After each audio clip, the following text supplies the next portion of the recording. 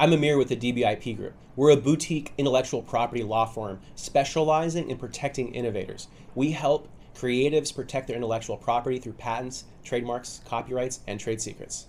Today we're going to be talking about intellectual property and economic recessions.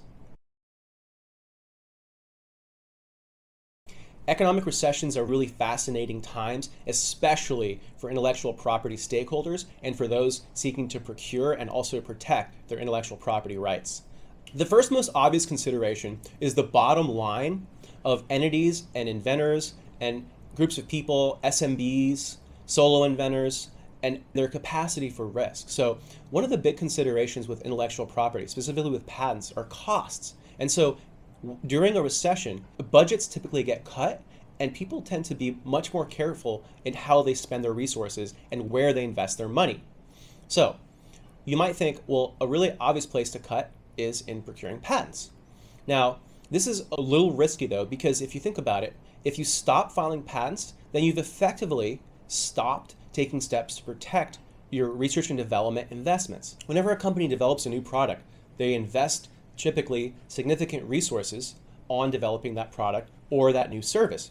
And so if you're no longer filing for patents, then that R&D investment now is difficult to protect. You're going to have to rely on trade secrets.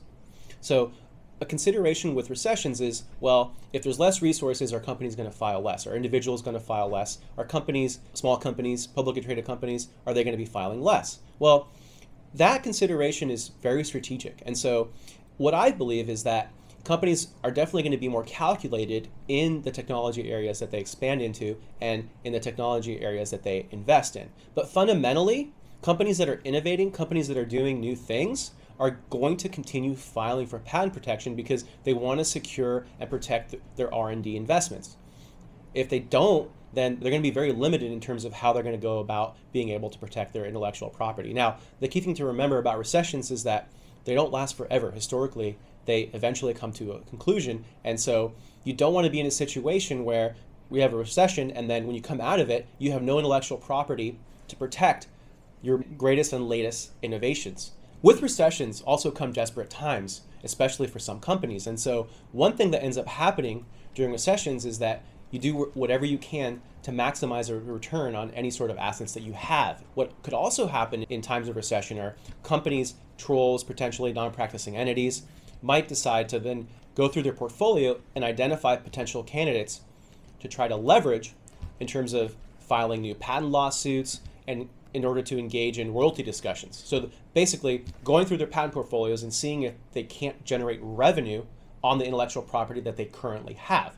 So this could mean a company that maybe isn't pulling as much revenue as they're used to saying, hey, we have this huge patent portfolio. Let's see if we can't make up for that lost revenue by using the patents that we have. So trying to seek licenses from competitors or trying to identify new potential infringers, sending them cease and desist letters, trying to see if they can engage early in conversations to leverage royalty licensing deals without having to engage in costly litigation.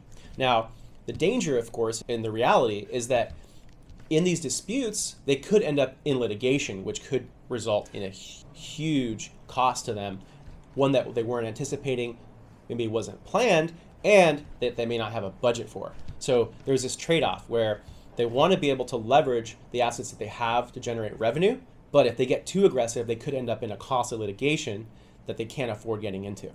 We can also examine the history. So between 2007 and 2009, there were actually a decrease in the number of patents that were filed. And again, this is quite logical because if you have less budget, you're going to be much more calculated in what you file on. Your capacity to take risks are going to be decreased. And so companies are going to be much more calculated in what they decide to file patents on. Because budgets tend to be slightly tighter and the appetite for risk is slightly lower, what companies file on is extremely telling. So during times of recession, what's interesting is seeing where companies are really betting, where they really think the future lies, where they really think the future of their business is going, because that's going to be where they're going to be filing patents. Quick disclaimer, this is not legal advice. If you're trying to make any sort of calculated decisions with how to invest your funds during these times in terms of protecting intellectual property, please consult with an intellectual property professional. As we discussed in this video, Economic recessions are very interesting for intellectual property. Companies tend to be a lot more calculated in how they invest their funds and what intellectual property they pursue. Whereas in other instances, some companies might be a little more reckless in trying to leverage licensing royalties out of intellectual property that they already own.